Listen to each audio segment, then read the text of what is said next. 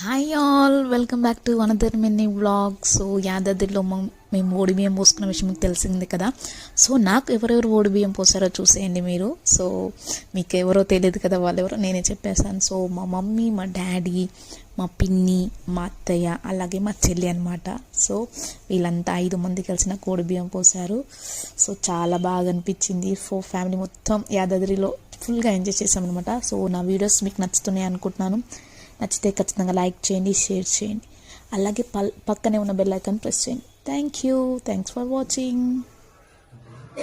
Don't forget to subscribe Chitti video.